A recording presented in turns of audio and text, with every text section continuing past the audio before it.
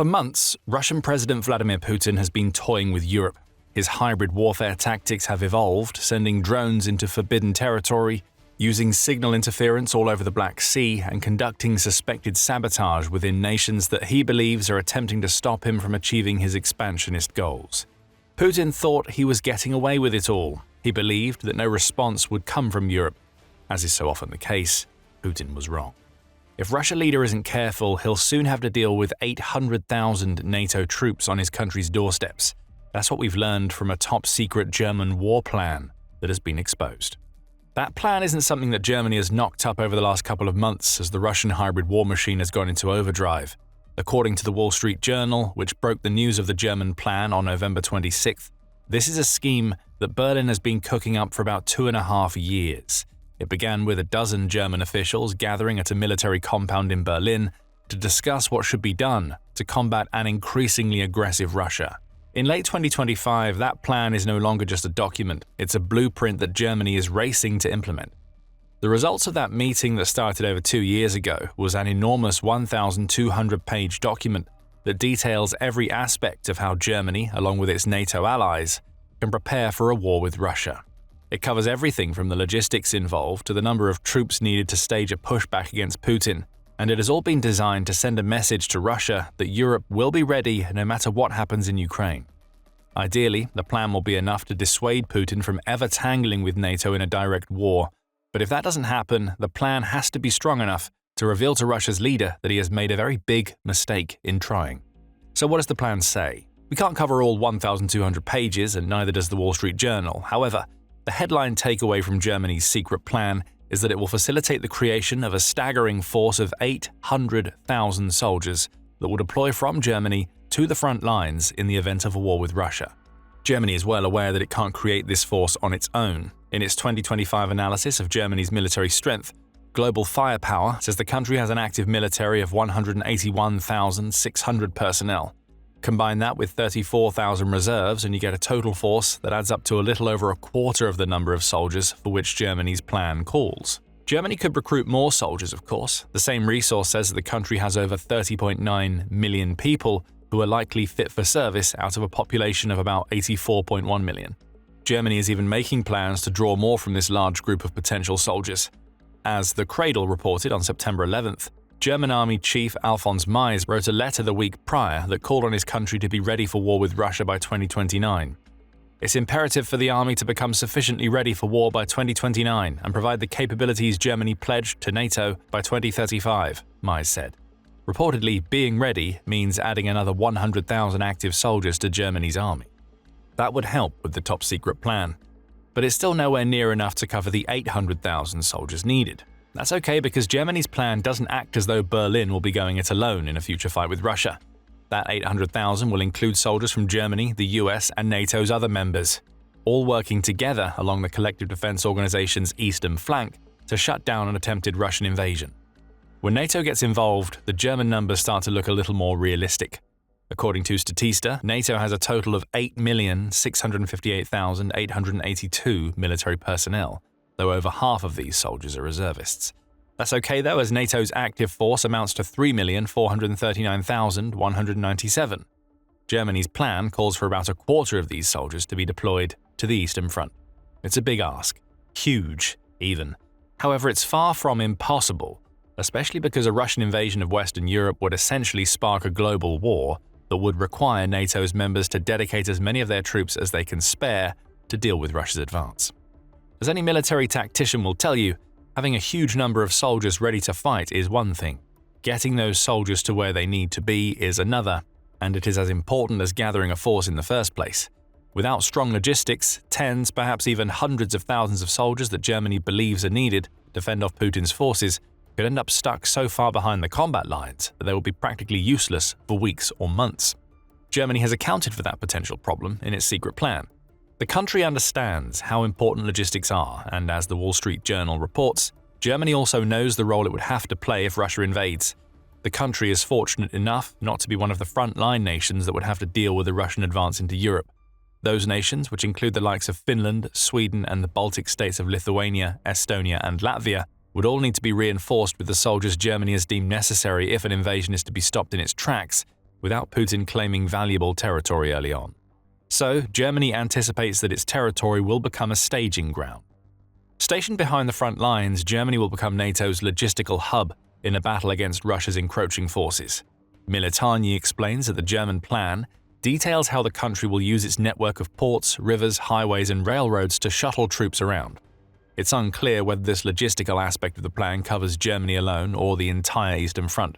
But what is clear is that Germany is well ahead of the game in terms of ensuring that the combined NATO force it predicts will be needed are able to move quickly and freely.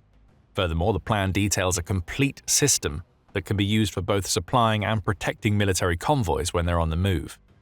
The reason for all of this is clear from the Wall Street Journal's report. It points out that Germany's central nature in Europe means that the country would have to be crossed by almost all of the 800,000 soldiers dedicated to its plan.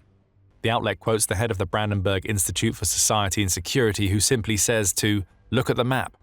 And if you do look at the map, you'll see that the Alps form a natural barrier that covers almost everywhere south of Germany. Troops from the likes of Italy and Croatia might be able to follow the southern line of this massive mountain range to approach Russia, but every country north of the Alps, excluding those further east than Germany, would have to pass through Germany to get to Russia. This includes some of NATO's heavy hitters and likely the biggest contributors to the 800,000 soldiers, such as France, the UK, and the US. Germany has even prepared itself to deal with the wounded in a potential conflict with Russia. Rather than coming from the secret plan that the Wall Street Journal has exposed, this strategy for dealing with war wounded was revealed by Reuters in September. The outlet says that Germany would expect up to 1,000 daily casualties in a battle with Russia, per the country's Surgeon General Ralph Hoffman.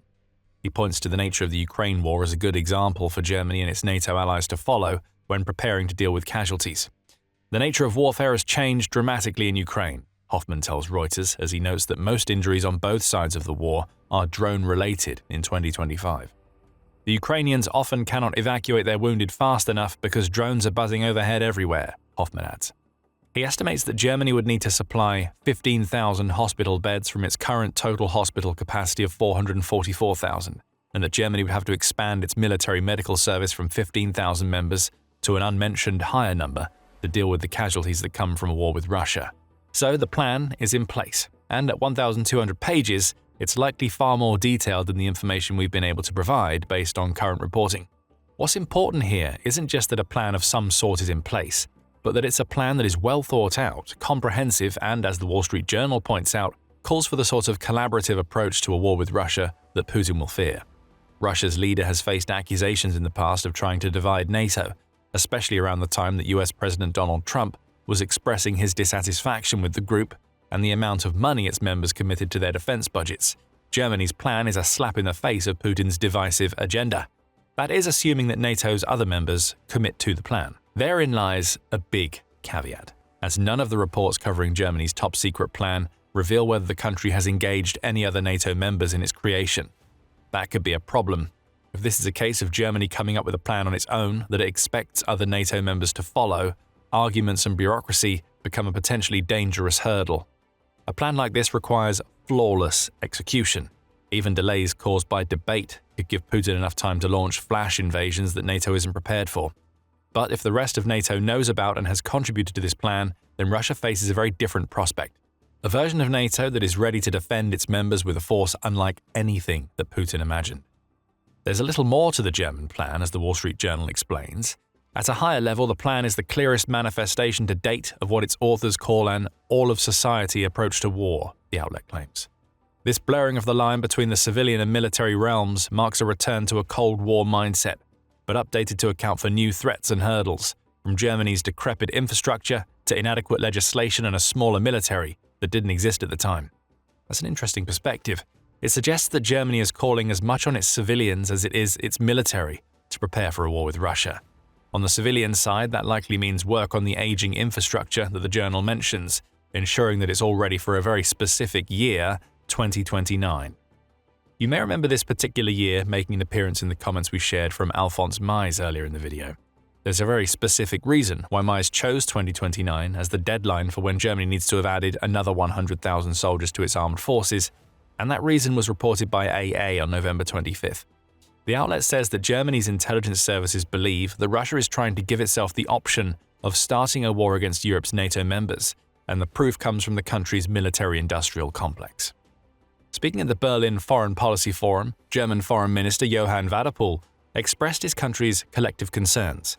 "Our intelligence services are telling us urgently that Russia is at least creating the option of a war against NATO by 2029 at the latest," Wadephul told the forum's attendees. "Russia has largely geared its economy and society toward war. At the same time, Russia is recruiting more soldiers than it currently needs. These divisions, without a doubt, have their sights set on us, on the European Union, on NATO. The threat to our country from Russia is no longer a distant concern, it's already a reality," Wadephul added. It seems that some in Germany believe the country should already be on a war footing. Perhaps the time of the exposing of Germany's secret plan is no coincidence. The Wall Street Journal presents another possible issue, which may have influenced whoever chose to leak some of the details of this plan. According to the outlet, a potential armistice in the Ukraine war, for which the US has been pushing since the Trump administration unveiled a 28-point peace plan on November 21st, could be problematic. Such a pause in hostilities could create time for Russia to use to strengthen its resources. Depending on how long the ceasefire lasts, those resources could then be poured back into the Ukraine war or, as might happen in the case of a long ceasefire, be used by Putin to prepare for a move against NATO in Europe. An unexpected and aggressive outcome may result from a temporary peace in Ukraine. The timely reveal of Germany's plan may be about ensuring that Europe is ready to counter whatever Russia is able to cook up during that peace. By the way, we published a video covering everything that you need to know about the US peace plan and how both Ukraine and Europe have reacted to it. Check out that video for more details. We come to a key question: will Germany's plan work? Let's assume that Germany's NATO allies both know about and are on board with the plan. That clears the first major obstacle, as it gets rid of any debate that might arise within NATO that could alter the plan entirely or hold it up for so long that Russia has already invaded NATO's eastern front by the time the plan is put into action. With that barrier out of the way, the first sign that the plan has a chance of working is that it covers the logistical aspect of future war and what Germany's role will be in greasing the wheels of the logistical machine that has to be created. NATO is far from ready for this aspect of a fight with Russia. At least that's according to Le Monde, which takes the position that NATO would have to move hundreds, if not thousands, of tanks to the Eastern Front to contend with Putin's inevitable reliance on mechanized units to fight in countries like the Baltic states.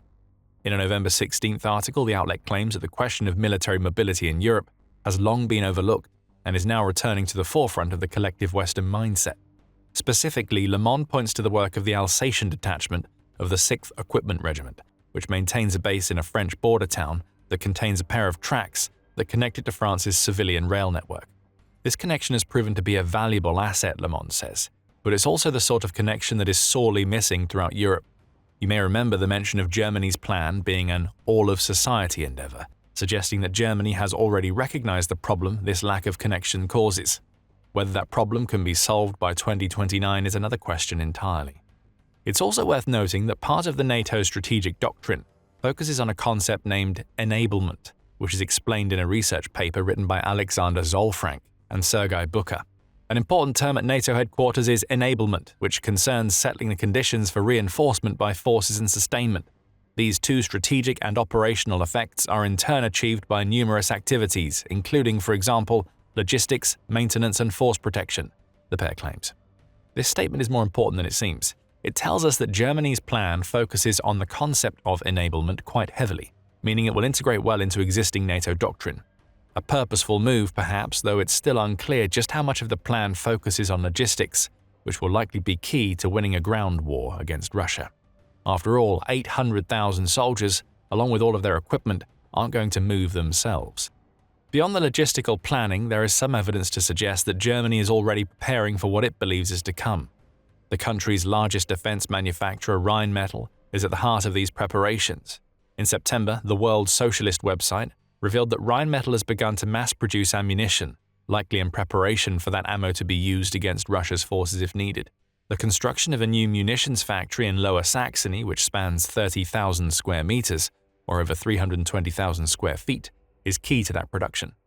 That plant is expected to have churned out 25,000 rounds of artillery ammo in 2025 alone, and will be producing 350,000 shells per year by 2027. That's a lot of shells, and there's only one country that Germany is trying to match with this level of production. Rheinmetall has also been involved in test runs that have seen it set up and dismantle overnight camps as quickly as possible. One of these projects involves setting up a field camp for 500 soldiers, complete with dormitories, 48 shower cabins, a field kitchen, armed guard posts, drone surveillance, and 5 gas stations. The camp was built in 14 days and taken down in 7. Germany seems to be preparing for quick and flexible deployments of soldiers into and out of its own territory, which all feeds into the aspects of its secret plan that denote that Germany is the hub of NATO's entire operation. Ultimately, Germany's goal with its secret plan is twofold.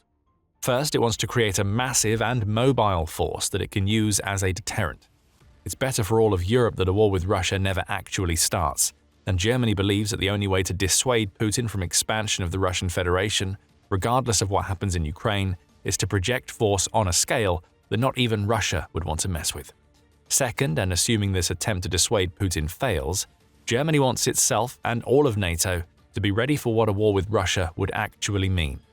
NATO has advantages in such a war, particularly on the aerial and naval fronts, but equipment has to reach the appropriate places and soldiers have to deploy in massive numbers to counter Russia's manpower-heavy, attritional approach to ground warfare. After all, September saw Putin order the expansion of the Russian army by 180,000 soldiers, which would make the country's active force about 1.5 million. Reuters adds that Putin wants Russia's overall force to number 2.38 million personnel, including reserves. These are huge numbers. Germany is hoping that 800,000 NATO troops will be enough to fend this enormous force off. Speaking of NATO's aerial advantage over Russia, that will be vital in any conflict that arises between the organization's members and Russia. Ukraine has helped out massively in this arena. The country's constant long-range strikes against Russia have not only caused massive damage, but they've crippled the air defenses that once made Russia such a well-defended nation. Russia's air defenses have collapsed as Putin has lost control of his own skies. Find out more in our video, and remember to subscribe to The Military Show for more news related to the latest moves being made in Europe to defend against the Russian threat. And thank you, as always, for watching.